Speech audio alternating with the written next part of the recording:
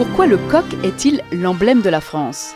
Comment cette si modeste créature de basse-cour a-t-elle résisté et a su s'imposer face au lion espagnol, au léopard anglais ou à l'aigle germanique ?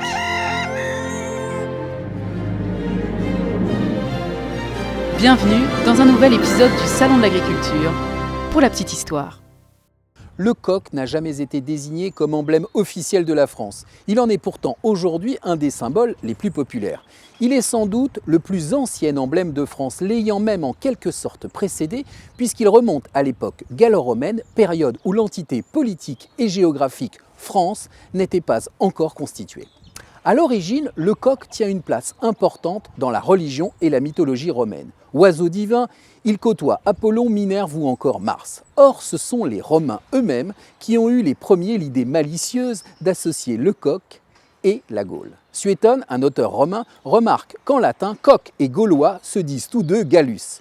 Après la chute de l'Empire romain, le jeu de mots prête moins à rire. On l'oublie peu à peu. Ce n'est qu'au XIIe siècle que les Anglais et les Allemands, ennemis de la France, réutilisent ce calembour pour ridiculiser les Français, et en particulier les rois Louis VII et Philippe Auguste, à qui ils prêtent tous les défauts de l'animal de basse-cour. Arrogant, sot, querelleur, et qui chante à tue-tête les pattes dans la fange.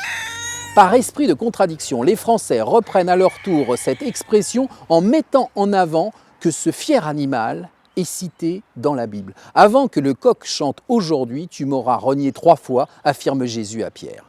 Au fil des événements et de beaucoup de volontarisme, les rois de France récupèrent à leur profit ce terme de Gallus et font passer au monde l'image de rois bienveillants sur ces sujets comme le coq sur sa basse-cour.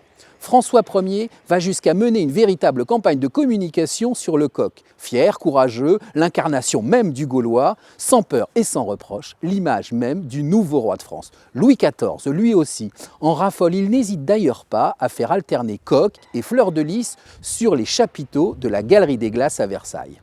Pendant la Révolution française, le coq devient un emblème national. Il est écarté par Napoléon Ier, qui lui préfère certes l'aigle et l'abeille. Redevenu un symbole du peuple français pendant la Deuxième République, le coq est de nouveau écarté pendant le Second Empire.